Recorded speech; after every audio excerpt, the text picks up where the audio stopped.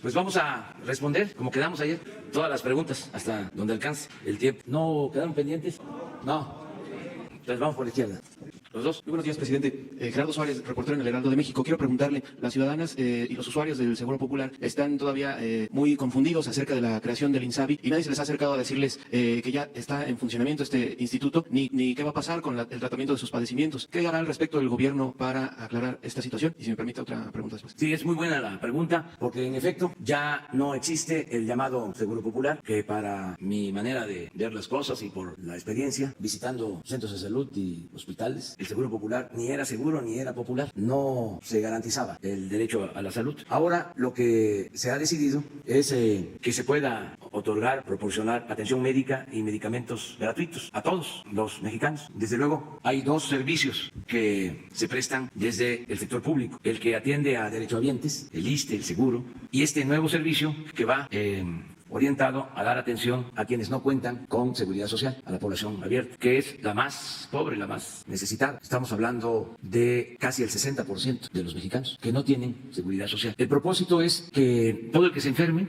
que necesite atención médica y medicamentos, pueda ser atendido, se le garantice el derecho a la salud. Esto lo vamos a ir convirtiendo en realidad, porque no se resuelve por decreto. Sí se creó el Instituto de la Salud para el Bienestar, pero el sistema de salud pública estaba en el abandono. Centros de salud, hospitales, sin medicamentos, sin materiales de curación, sin médicos, sin especialistas, con muy mala infraestructura, sin equipos de rayos X.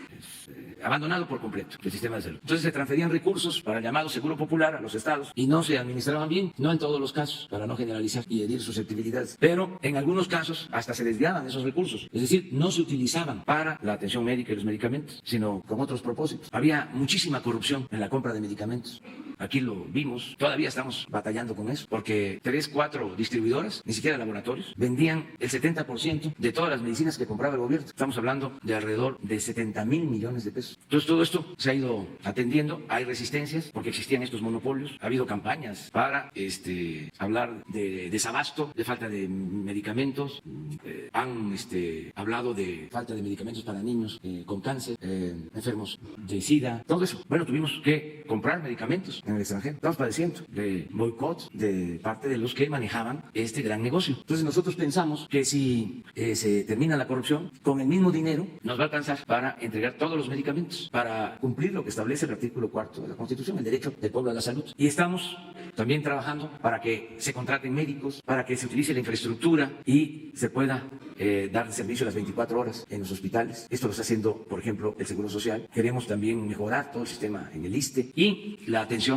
a la población sin médicos, sin seguridad social. El propósito es que no se cobre, que sea gratuito el sistema de salud. Y tenemos presupuesto, porque este año se amplía el presupuesto de salud en 40,000 millones de pesos. Claro, todos tenemos que ayudar, porque pueden haber buenas intenciones, puede haber presupuesto, pero tenemos que participar. Los médicos están siendo convocados para que nos ayuden, incluso jubilados que quieran seguir trabajando, cuando menos en este sexenio, para mejorar el sistema de salud pública. Tenemos vacantes, médicos y enfermeras. Vamos a terminar hospitales que quedaron inconclusos, ya estamos trabajando en eso, y lo de los medicamentos. Entonces, decirle a la gente que ya no tienen por qué inscribirse. Fíjense cómo se fueron distorsionando las cosas, que había en el llamado Seguro Popular como 6,000, 8,000 personas que se dedicaban a censar, a empadronar, a afiliar. O sea, la distorsión llevó a que hay mucho más personal administrativo que personal médico. O sea, 8 administrativos y 2 médicos, incluyendo enfermeras. Entonces, estamos mejorando todo el sistema de salud. Entonces, aquí vamos a ir viendo cómo se va avanzando. Nos tienen que ayudar a denunciar actos de corrupción. Ahora que celebramos a las enfermeras, que son importantísimas, hay más de 300,000 enfermeras en el sector público del país, hacen una labor de primer orden. Les pedía yo que nos ayuden, como les pido a los trabajadores petroleros, a los trabajadores electricistas, a los maestros, para que entre todos mejoremos los servicios que se ofrecen a la población y que nos ayuden denunciando corrupción, porque no solo era corrupción en la compra de los medicamentos, sino que aparentaban de que entregaban los medicamentos a los almacenes y no entraban los medicamentos, o luego de los almacenes a los hospitales desaparecían los medicamentos y se vendían medicamentos del ISSSTE y del seguro en farmacias particulares. Entonces, una descomposición completa, una gran corrupción. Y políticos vendiendo medicina. Está como con lo de la privatización del petróleo. De repente, periodistas, los que producen leche, los que hacen pan, trabajando en exploración, en la perforación de pozos petroleros. ¿Qué es eso? Porque les dieron los contratos a todos para repartirse del pastel. O sea, sin experiencia, sin capacidad, sin conocer qué es la industria petrolera, qué es explorar, qué es perforar, qué hace un ayudante de piso, qué hace un chango, qué hace el perforador, qué es una batería de separación. O sea, cómo se extrae el petróleo. Nada. Además, porque tenían verdaderas influencias y como ellos apoyaron en la privatización, pues le tocó su parte. Afortunadamente, pues no les alcanzó el tiempo, sonó la campana, la alarma y se paró eso y nos dejaron el 80% del potencial petrolero y con eso estamos sacando adelante a Pemex y levantando la producción. Lo mismo en el caso de la industria eléctrica. Entonces, esa es mi respuesta, que nos ayuden. Es todo un desafío el que tengamos médicos en las comunidades más apartadas y que estén todos los medicamentos, no solo el llamado cuadro básico, que ya no debería de existir, sino todas las medicinas que se requieren. Por ejemplo, en una unidad médica, en un centro de salud,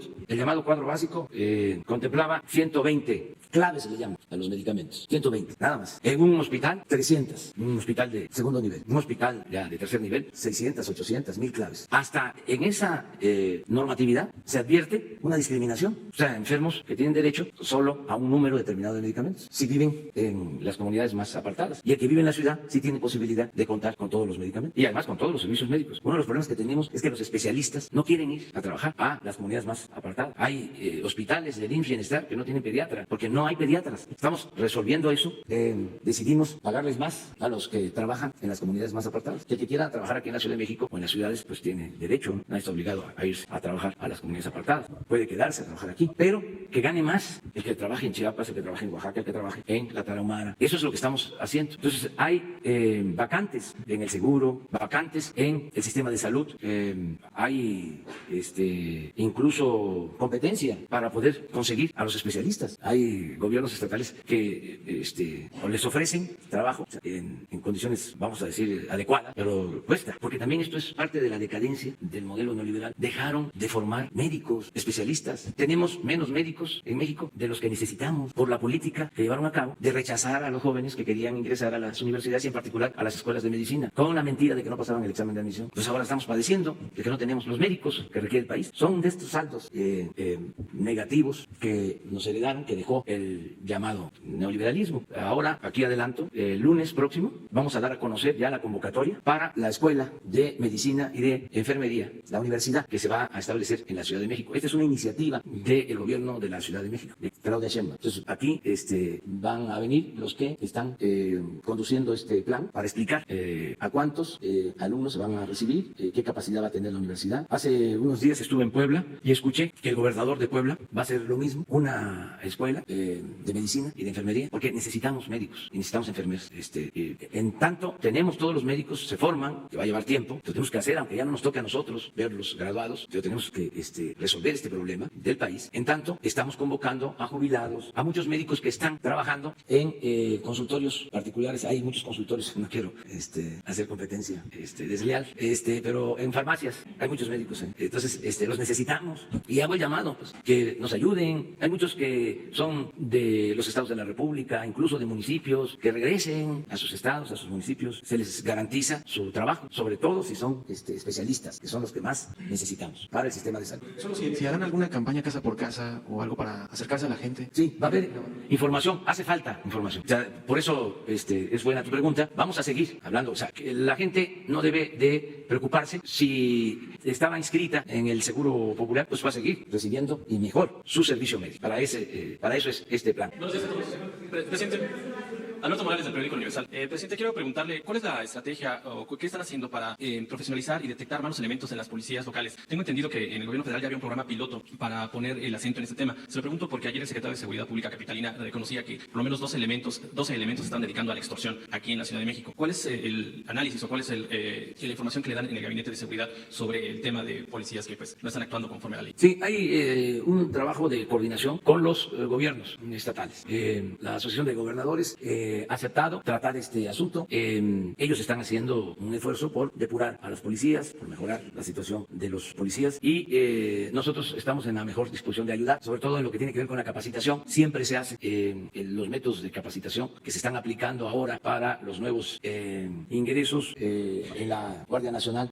Todo el proceso de formación está al servicio de los gobiernos estatales. Nosotros estamos constantemente capacitando y formando. ¿Cero tolerancia a la corrupción en los cuerpos policíacos? Sí, pero yo creo que eso es indispensable. Si hay corrupción, no se resuelve nada y menos se resuelven los problemas que tienen que ver con la inseguridad y con la violencia. Presidente, mi segunda pregunta sería sobre, hoy en el Universal se publica una entrevista con el secretario general de la OCDE, José Ángel Gurría, quien está diciendo que el reto principal económico para su gobierno es que haya certidumbre jurídica para los inversionistas. Y también pues él menciona que pues estaría dispuesto a compartir las políticas de la OCDE con su gobierno para tener más desarrollo económico. ¿Usted qué opina? Bueno, que son buenas sus reflexiones. Sí hace falta que haya seguridad jurídica, un auténtico Estado de Derecho, que se le dé garantías a los inversionistas extranjeros. Todo lo que estamos haciendo, no ha habido ningún problema en ese sentido. Por eso está llegando la inversión extranjera, más que nunca al país. Y esperamos que se incremente la inversión foránea, porque ya está por aprobarse en el Pleno del Senado de Estados Unidos el tratado comercial. Ayer ya se aprobó en la Comisión de Finanzas del Senado de Estados Unidos, 25 votos a favor, 3 en contra. Aplanadora cuando pase a votación. Yo espero que mañana o pasado en el Pleno la mayoría de los senadores de Estados Unidos va a votar por el tratado. Entonces, esto nos ayuda mucho porque es seguridad, es confianza. Ustedes creo que han estado advirtiendo cómo se ha venido apreciando nuestra moneda, el peso. La confianza que hay está abajo de 19, ya lleva algún tiempo. Es de las monedas que más se ha apreciado en el mundo con relación al dólar. Ahora que se solicitó deuda, no es que vaya a crecer la deuda, sino se tienen que pagar vencimientos, el mantenimiento está al servicio de la deuda. Entonces se convocó a bancos en una colocación que hizo la Secretaría de Hacienda y se lograron tasas de interés muy bajas como nunca, porque tienen los inversionistas mucha confianza en México. No es para presumir, pues, pero pobremente. Porque no sé si esto lo sacaron en los medios. Sí salió. Creo que menos de 4% la tasa. Algo realmente excepcional. Sí. Entonces, yo le voy a pedir al secretario de Hacienda que les informe sobre esto, porque es una señal, es un indicador de confianza. Precisamente se entrevistó el licenciado Gurría con el secretario de Hacienda y el secretario de Hacienda platicó con él. Incluso hay la posibilidad de que nos encontremos cuando regrese. Él va a estar en México en estos días, pero yo tengo, y él también, problemas de agenda, de ocupación. Va a tardar todavía a cargo de la OCDE, año y medio, le falta. Y entonces quedamos que cuando regrese vamos a platicar con él. Gracias. Buenos días, compañeros y compañeras de los medios. Buenos días, señor presidente. El día de ayer se habló acerca del Sindicato Mexicano de Electricistas. De hecho, usted afirmó que el SME lo destruyeron.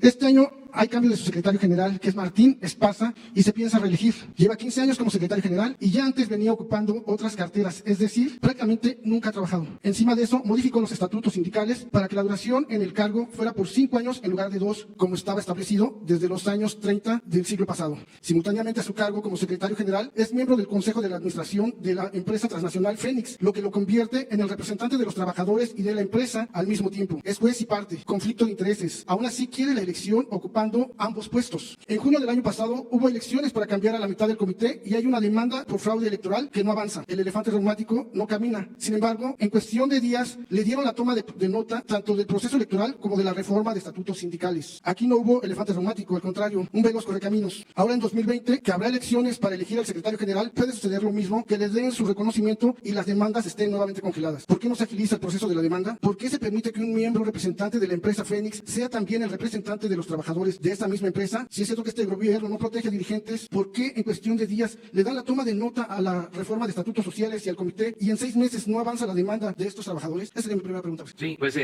vamos a pedirle a Luisa María, alcalde, y a la licenciada Olga Sánchez, creo que nos ayuden en este proceso de democratización en el SME. Hay, como se sabe, grupos, hay diferencias, pero yo creo que se puede conciliar con todos las tendencias, los grupos que hay, y que se le dé la oportunidad a los trabajadores para que ellos decidan de manera democrática, forma libre. Entonces le voy a pedir a Jesús para que platique contigo y que se haga la convocatoria a un diálogo a los representantes de todos los grupos, a ver qué se puede lograr. Yo pienso que se pueden llegar a acuerdos si hay esta voluntad de que sean los trabajadores los que de manera libre decidan sobre sus representantes. ¿Sí? Ok, muchas gracias. Y una segunda pregunta, presidente, con respecto pues, a los misiles que mandó de ayer Irán hacia bases militares en Estados Unidos. ¿Usted tiene alguna postura, algún mensaje que dar como líder también aquí en América? Es importante escuchar algún mensaje de parte de usted, ya que se sabe bien que es un gobierno de paz, humanista, y que sería importante escuchar algunas palabras de usted. Y ya más en el aspecto, la materia del país, en materia migratoria, ¿qué medidas se están tomando para tener un mayor control de las fronteras mexicanas y específicamente en la parte norte colindante con Estados Unidos con respecto a este tema? ¿Y se ha considerado reforzar la seguridad aquí en la Ciudad de México a la Embajada de Estados Unidos para evitar cualquier tipo de amenaza? Bueno, nosotros queremos que se solucionen los conflictos mediante el diálogo y de manera pacífica. Ayer que me reuní con los embajadores, los cónsules de México en el mundo, hablaba yo de lo importante que es el texto del artículo 89 de la Constitución. Es un párrafo extraordinario, es un catálogo de principios que deben guiar nuestra política exterior. Muy bien pensado, es producto de nuestra historia, viene de la frase memorable del presidente Juárez: entre las naciones como entre los individuos el respeto al derecho ajeno es la paz, y de todo lo que ha representado nuestra política exterior, que es ejemplar en todo sentido. Por eso todos deberíamos de aprendernos de memoria, conocer al dedillo lo que dice el artículo 89 en lo relacionado con política exterior. ¿Por qué no lo ponemos? Porque hay algo que aplica. Todo tiene una razón de ser, pero uno de los principios que establece este artículo de política exterior es el de la solución pacífica de las controversias. Ahora lo vamos a ver. Tenemos nosotros que procurar que haya diálogo, que se busque un entendimiento, que no se recurra al uso de la fuerza, no a la guerra, y esa es la postura de nuestro país. La definió ayer con mucha claridad la Secretaría de Relaciones Exteriores. Nosotros estamos por la búsqueda de soluciones pacíficas y en una postura de neutralidad, de no intervención, de respeto a la decisión que toman las naciones, y al mismo tiempo exhortando a que no haya guerra, que no haya confrontación armada, que haya diálogo. No a la guerra, sí a la paz. Ya desde ayer hubo fluctuaciones en precios de petróleo, en el valor de las monedas. El peso mexicano ayer fue una pequeña fluctuación, también subió y bajó. ¿Cómo afectaría este desarrollo de este conflicto, si es que continúa, a la economía mexicana? Yo espero que se logre un acuerdo, un diálogo entre las partes en conflicto y no haya estas tensiones en el mundo, que podamos vivir en paz. La postura de México es esa, no intervenir. Nosotros queremos una relación de respeto y de buena política exterior con todos los pueblos. Sí, pero no se trata de eso. O sea, no vamos nosotros a especular sobre eso. Yo soy optimista. Yo creo que se va a lograr un acuerdo. Es una fracción. Sí. ¿Me prestas? En la conducción de la política exterior, el titular del Poder Ejecutivo observará los siguientes principios normativos. Fíjense qué importante. Es la geometría del lenguaje, poner las palabras donde deben de ir. La autodeterminación de los pueblos, la no intervención, la solución pacífica de controversias, la proscripción de la amenaza o el uso de la fuerza en las relaciones internacionales, la igualdad jurídica de los estados, la cooperación internacional para el desarrollo, el respeto, la protección y promoción de los derechos humanos y la lucha por la paz y la seguridad internacionales. Es un párrafo claro, preciso, que tiene que ver con nuestra historia. Es breve y bueno, doblemente bueno. Eso es lo que puedo contestar. Nosotros vamos a pegarnos a esta política, vamos siempre a buscar la paz y vamos a actuar de manera responsable en este conflicto o esta tensión que se ha generado por los enfrentamientos de Estados Unidos e Irán. Buenos días, Alberto Rodríguez de Noticias. En este contexto de la libre determinación de los pueblos, ¿por qué México está buscando un asiento en el Consejo de Seguridad de la ONU? De tener este asiento va a tener que votar en un sentido o en otro sobre este tipo de conflictos. En caso de tener el asiento, ¿México va a abstenerse de votar? En caso de participar, porque además cuenta con el apoyo de más de 30 países de América Latina y del Caribe, para que México forme parte del Cuerpo de Seguridad de la ONU. Vamos a guiarnos por estos principios. Así se va a actuar. El doctor Juan Ramón de la Fuente, que es nuestro representante en la ONU, sería quien nos va a representar en este organismo, en el caso de que México sea considerado para ocupar esta posición, esta silla, este espacio. Una segunda pregunta que ya no es sobre ese tema. Usted se comprometió a que el aeropuerto de Santa Lucía esté listo el 21 de marzo de 2022. Para esta fecha no va a haber un sistema de transporte público masivo que conecte Santa Lucía con el resto de la ciudad. Sí, El proyecto del tren suburbano, la ampliación desde Lechería hasta Santa Lucía estará lista en 2023 o 2024, de acuerdo con las proyecciones. ¿Qué otra opción habría? No, van a haber opciones. ¿Sabe cuál es y tiene las fechas de inauguración? Igual, no, pues no se puede inaugurar el aeropuerto si está aislado. O sea, va a haber un sistema de comunicación. ¿Por qué no pedimos que nos informen los ingenieros cómo están resolviendo lo del acceso al aeropuerto? Van a haber varias opciones. Sí, pero incluso en el tiempo también. O sea, lo queda como un pendiente para informarles. Nos vamos con las tres compañeras, las tres pidieron, ¿verdad? No, dos de atrás. Después. Señor presidente, Jaime Hernández. Y luego a la derecha. Jaime Hernández, del diario digital Bajo Palabra. Señor presidente, usted ha reiterado que todos los servicios de salud deben de ser gratuitos, pero no ha dicho que solo serán gratuitos los servicios básicos de primer y segundo nivel, pero no así los servicios de alta especialidad. Esto lo aclaró ayer la Secretaría de Salud, que afirma que se seguirán cobrando cuotas de recuperación para los servicios de alta especialidad. ¿Cuál es su opinión al respecto? ¿Son o no son gratuitos todos los servicios como usted se ha comprometido? Y también, si le fuera posible, dar su opinión sobre el reconocimiento que le hizo ayer la Organización Panamericana de la Salud sobre la creación del INSABI. Y si me permite una segunda pregunta. Sí, tenemos que ir resolviendo lo de las llamadas cuotas de recuperación. Porque en efecto eso impide que el servicio sea gratuito. Esto se da mucho en hospitales de especialidades, pero se va a llegar a un acuerdo. Toda la gente.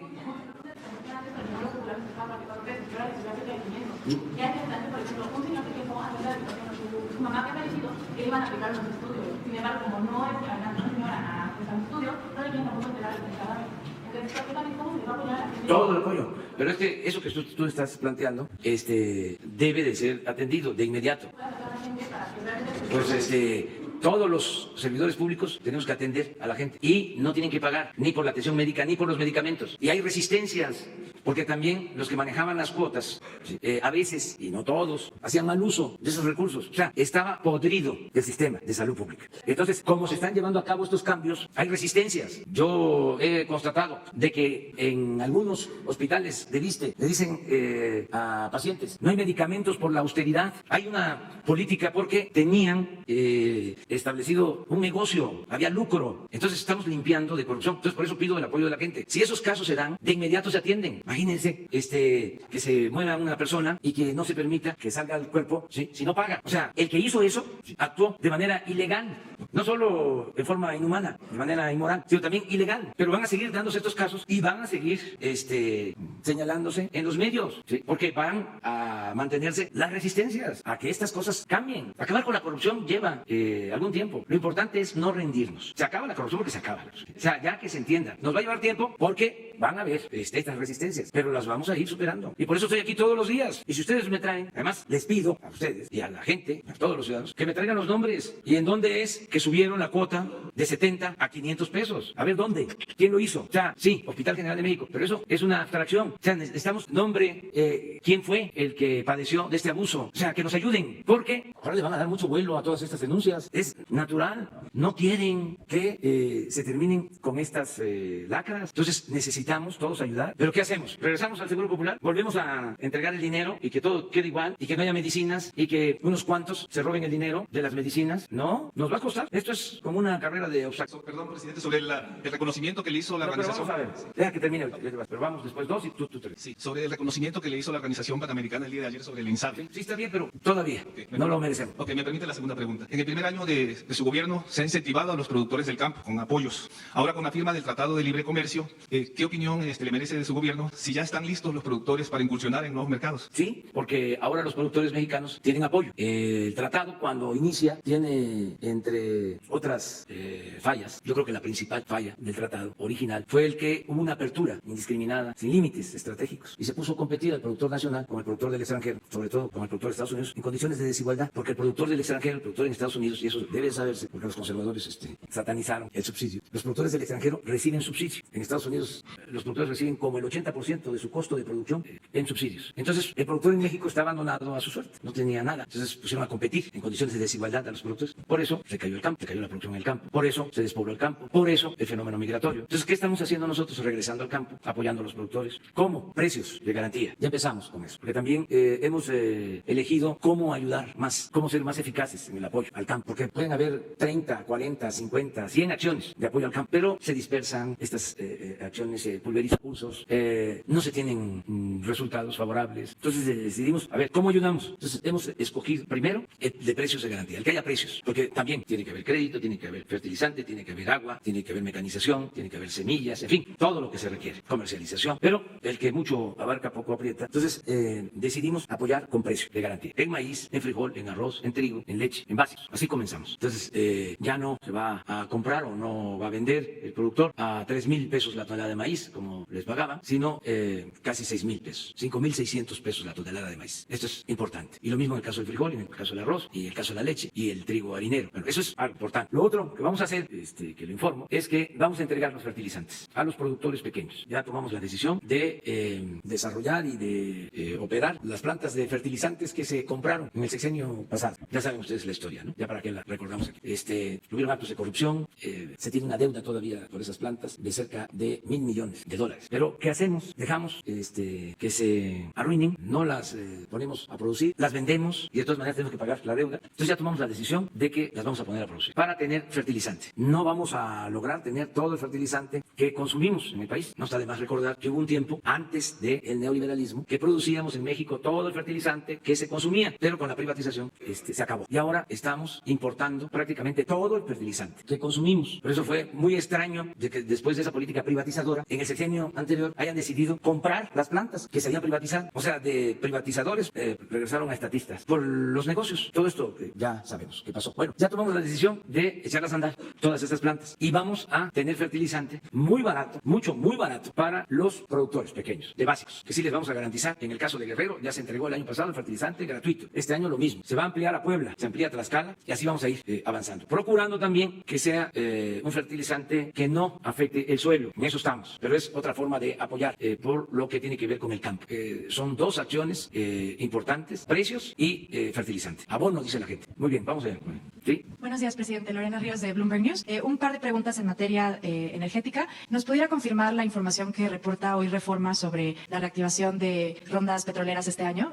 ¿Sí va a suceder? No hay. ¿Ya hay fecha? ¿Tiene un plazo contemplado para atraer inversión a exploración de aguas profundas? No está contemplado. Es que ya se entregaron contratos desde el sexenio anterior para la explotación en aguas profundas. Lo que estamos pidiendo ahora es que inviertan, porque tienen los contratos y no producen.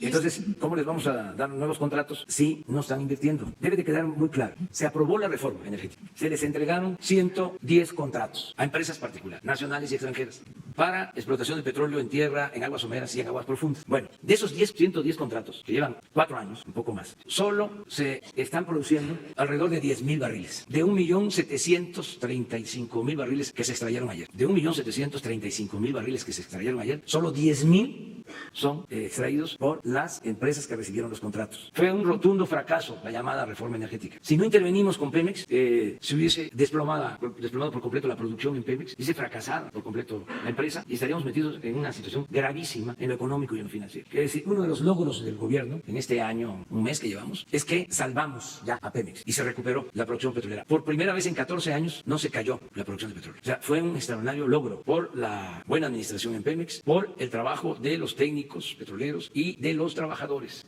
Se rescató Pemex. Entonces, ¿cómo vamos a convocar a nuevas rondas? O sea, no tiene sentido. Esto no es un asunto político, ideológico, es juicio práctico. ¿Para qué quieren contratos si no invierten? Es como el caso de la minería. Se llegaron a entregar 90 millones de hectáreas en concesión para la explotación minera. ¿Cuándo se termina de explotar una superficie tan grande que representa el 40% del territorio nacional? O sea, miles de años. O sea, ¿por qué tantas concesiones? Era un poco lo que pasaba en el siglo XIX o sucedió durante toda la colonia. Lo de las tierras de mano muerta. O sea, grandes extensiones sin un uso productivo, nada más para la especulación. Entonces, esa es la información. Estamos trabajando con empresas privadas en lo que tiene que ver con contratos de exploración, de perforación, en la rehabilitación y en la construcción de la nueva refinería, pues son empresas particulares, privadas, las que están trabajando. Pero la entrega de bloques, como se hizo, las rondas para que particulares extraigan el petróleo, no dio resultado. O sea, no funcionó. Engañaron, diciendo de que si se entregaban estos contratos, iba a llegar la inversión extranjera a raudales, iba a aumentar la producción. producción, nada. Ahora me dicen que para el 2024 van a aumentar la producción en 200,000 barriles con estos contratos. Pues ojalá, pero no nos vamos a tener a eso,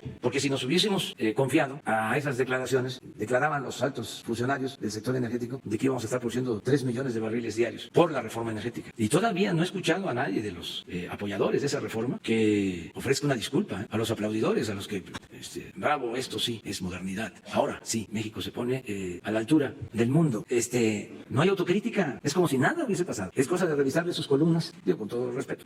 ¿Qué escribían? O sea, ¿qué decían de la reforma energética? ¿Era la panacea? ¿Y qué está pasando actualmente? ¿A qué le echan la culpa? Si, por ejemplo, nosotros no hemos cancelado un contrato, hay hasta elementos para hacerlo, porque si no invierten, están incumpliendo con las condiciones de los contratos. Pero no nos metimos en eso, no nos vamos a meter. Y, presidente, también pedirle si podría confirmar que la CFE tiene intenciones de cortar descuentos que le ofrece a empresas de energía, empresas privadas de energía renovable, como lo expresó en un documento que le mandó a la CRE, e incluso eliminar contratos que ya tienen con empresas privadas de energía renovable. No se van a eliminar contratos, se van a revisar algunos contratos porque hay subsidios que se les entregan a las empresas particulares. Se engañó durante mucho tiempo a la gente diciéndoles que el subsidio que se daba en energía eléctrica era para el consumidor y no, el subsidio mayor es a las empresas particulares. Y esto no sucede en ninguna parte del mundo. Aparte de que se les compra la energía, se les da un subsidio. Por ejemplo, no pagan nada por la transmisión de la energía que producen. Eso sí corre a cargo de la Comisión Federal de Electricidad. Entonces,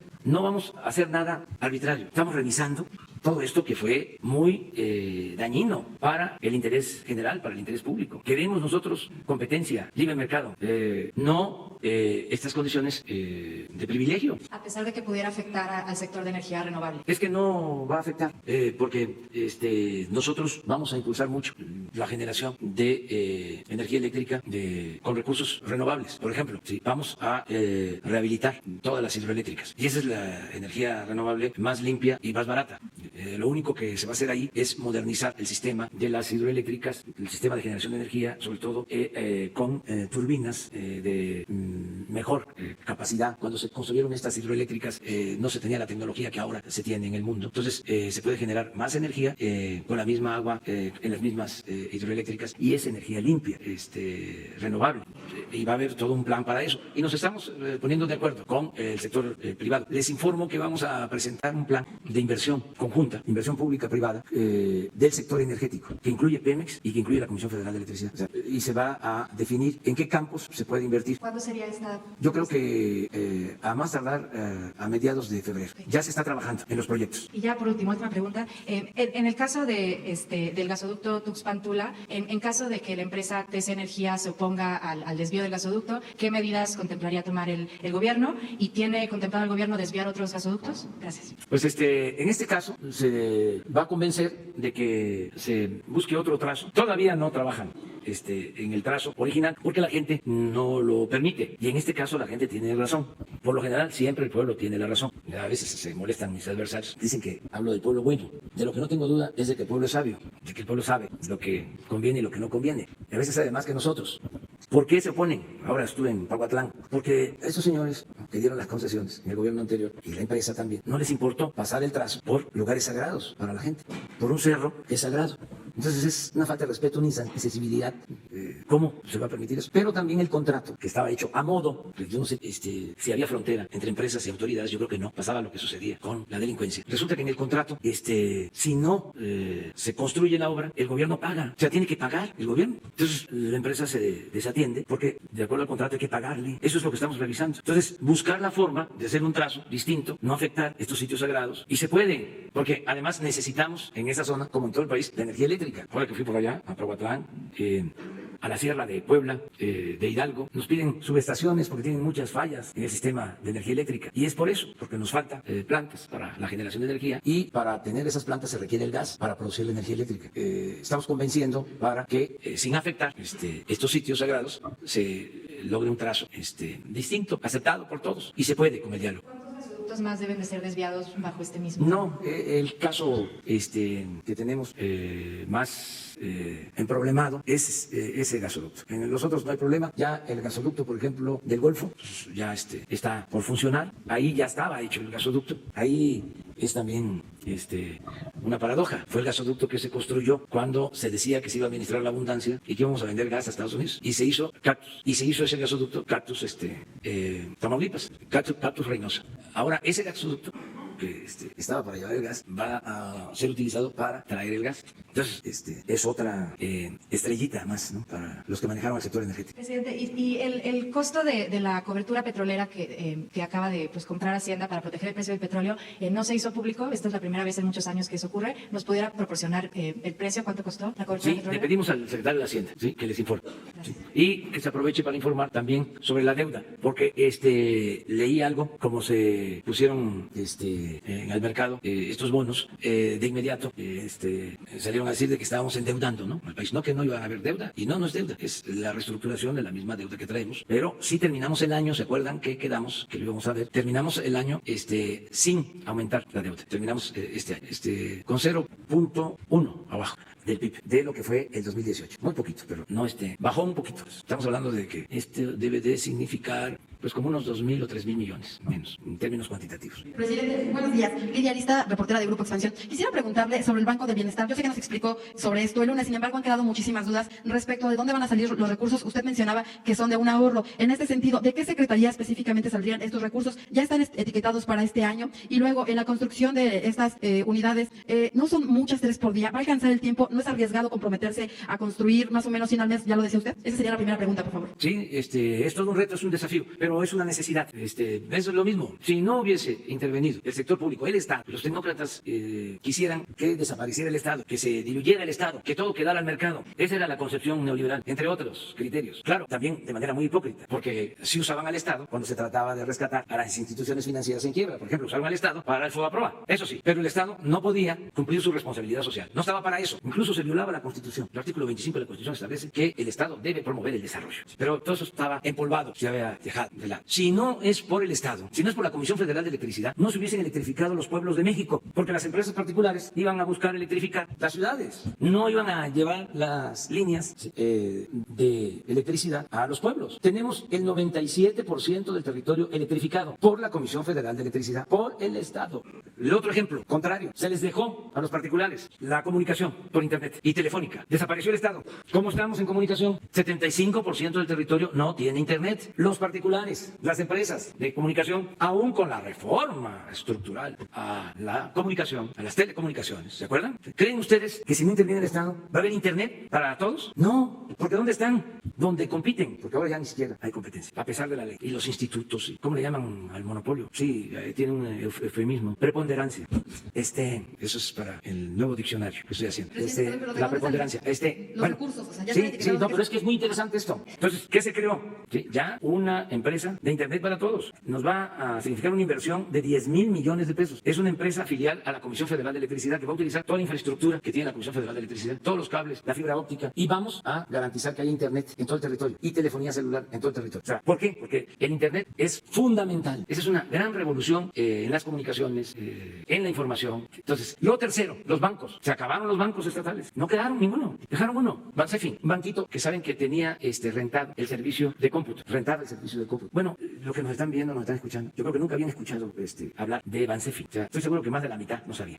Había escuchado este nombre, Bansefi. Todo era banca privada. El resultado, no hay lo que llaman ahora, también para el diccionario, inclusión financiera. No hay servicios bancarios. ¿Dónde hay servicios bancarios? Sí, solo en las ciudades. Hay más de 1,000 municipios que no tienen una sucursal bancaria. Entonces nosotros estamos dispersando recursos para apoyar a la gente y no tenemos cómo hacerlo. Se tiene que entregar el recurso en efectivo o la gente tiene que ir a sucursales que están a 2-3 horas. Entonces ya también he leído cuestionamientos de que para qué nos metemos nosotros a hacer estas sucursales. Son necesarias. Si no acercamos esos servicios a las comunidades, a la gente, no vamos a impulsar el desarrollo del país. Son cosas importantes. El que existan estos sistemas de cobros automatizados con tarjetas y que exista el sistema de Internet, la comunicación. Eso es básico. En los dos aspectos, México es de los países más atrasados del mundo. Entonces no tienen por qué estar reclamando si vamos a construir estas sucursales. Además, si la banca privada quiere hacer sus sucursales, tienen todo el derecho de ir a los pueblos y poner ahí sus sucursales. Pero como no lo van a hacer, porque no lo consideran un negocio, lo tenemos que hacer nosotros porque nosotros tenemos que ocuparnos de los negocios públicos. O sea, es nuestra responsabilidad social. El Estado no puede incumplir su responsabilidad social. Eso es lo que hace distinto al sector público del sector privado. Entonces vamos a hacer estas 2.700 sucursales. Repito, 1.350 este año y 1.350 el año que viene. ¿De dónde sale el dinero? Son 10.000 millones de pesos para los 2 años. 5.000 que ya tenemos para este año y 5.000 para el próximo. Una vez que estén funcionando las 2.700, el gasto de operación anual va a ser de 6.000 millones de pesos. Pero como nosotros dispersamos solo en programas de bienestar 300.000 millones, con un porcentaje por el pago de comisión de la dispersión de esos 300.000 millones, el banco es autosuficiente, no requiere subsidio.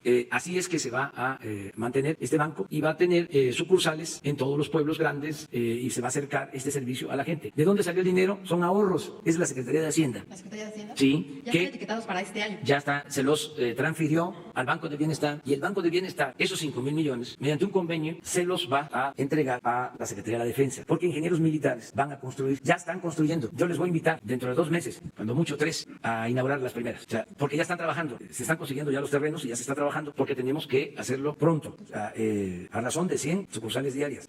Perdón, mensuales, sí.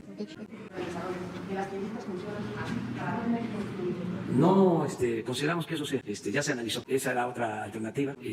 Sí, y vimos que no, que hacen falta estas instituciones. Ahora, ¿Mande? Ah, sí, tenemos, no. Vamos a hablar con los del Banco de México, respetando la autonomía del Banco de México. Los tenemos que sensibilizar, porque, con todo respeto, para ellos esto es un anacronismo. O sea, puede ser hasta un sacrilegio, pues, porque sus concepciones son otras. Pero nosotros llegamos aquí después de que le planteamos a la gente que iba a cambiar la política económica neoliberal. Entonces son cambios que se están llevando a cabo. Entonces no tiene por qué haber obstáculos como el Banco de México nos va a impedir que tengamos una sucursal para dispersar recursos en favor de la gente. ¿En qué se perjudica? ¿O a quién se le perjudica? Si va a ser un asunto de preponderancia. Oye, presidente, una segunda pregunta, por favor. Ayer se informaba sobre... Es muy interesante todo esto porque son los cambios que se están dando. Hay algunos que lo más que alcanzan a decir es, ¿ya vieron? ¿Sí? No, que no iba a haber populismo. Ahí está el populismo. Ese es el populismo. Ahora sí, perdón, presidente. Una segunda pregunta. Ayer se informaba que la Unidad de Inteligencia Financiera presentó una denuncia ante la Fiscalía General de la República contra Edgar Elías Azar por lavado de dinero. ¿Qué información tiene al respecto, por favor? No tengo información. No me informó nada. No tengo ningún reporte de Santiago Nieto sobre este asunto. Okay. Y por último, por favor, solo una precisión. ¿El INSABI cobrará cuotas de recuperación como se hacía con el Seguro Popular o aquí está prohibido? No va a haber ningún cobro. No. Es atención médica y medicamentos gratuitos. Al 100%. Sí. Y si... ¿En todo el país? En todo el país. Sí. Ahí hay que, claro, no, tiene que hacerse una labor. ¿Sí? Y ustedes me van a ayudar, me va a ayudar la gente. Sí, todos. Miren, los populistas de Dinamarca y de Noruega, garantizan el derecho a la salud. Y la salud en Dinamarca es gratuita. Está en lo que ellos conocen como estado de bienestar. Hay protección al ciudadano desde que nace hasta que muere. Eso es el estado de bienestar. Entonces nosotros lo que queremos es crear un sistema de salud pública de primera y gratuito. Porque la salud, como la educación, por eso no nos entendemos. O sea, la salud y la educación no son privilegios, son derechos. Si yo estoy enfermo, ¿cómo no me van a curar? Nada más porque no tengo para pagar, no me van a atender y me voy a morir. Es muy injusto eso. Es un derecho humano fundamental. Imagínense, ya una vez lo planteé. Me dio un infarto, tuve la suerte de que estaba a 10 minutos de un hospital y me salvaron por eso. Le pasa lo mismo a una persona que llega infartada a un centro de salud, a un hospital. No hay la medicina para prepararlo y que alcance a llegar en una ambulancia, porque a veces no hay ambulancia, no está en el taller, que alcance a llegar a una ciudad donde lo puedan intervenir y salvarle la vida. Entonces, ¿qué queremos? Pues que ahí esté el medicamento, esté el equipo, esté el especialista, es el derecho a la salud y poner todo el énfasis en la prevención y en el primer nivel de atención médica. Sí, queremos tener hospitales de primer mundo, pero también que la gente pueda ser atendida en los primeros niveles de atención médica. Entonces, ese es el objetivo. Y todos tenemos que ayudar y nos tenemos que ir sensibilizando todos. Y los médicos, y las enfermeras, y desde luego los servidores públicos. Están nombrados en el Instituto de Salud para el Bienestar 4 profesionales. 1 para infraestructura, mejorar las instalaciones hospitalarias y los equipos.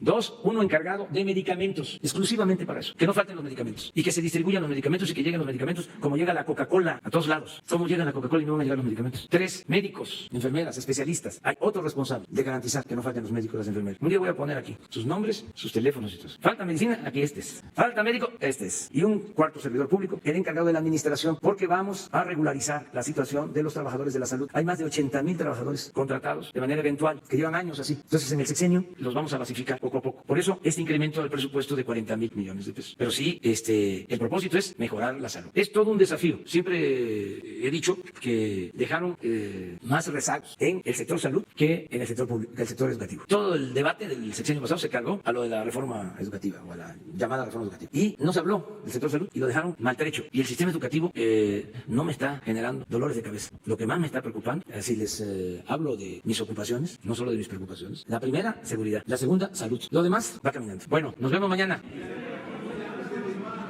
Mañana, los que están a la derecha, pero a la izquierda, este lado. Ya, ustedes no se muevan de ahí ya mañana. Muy bien. Sí. Sí. Y hay que procurar a ver si se tiene café o algo. Café con pan. Sí hay. Bueno, nos vemos mañana.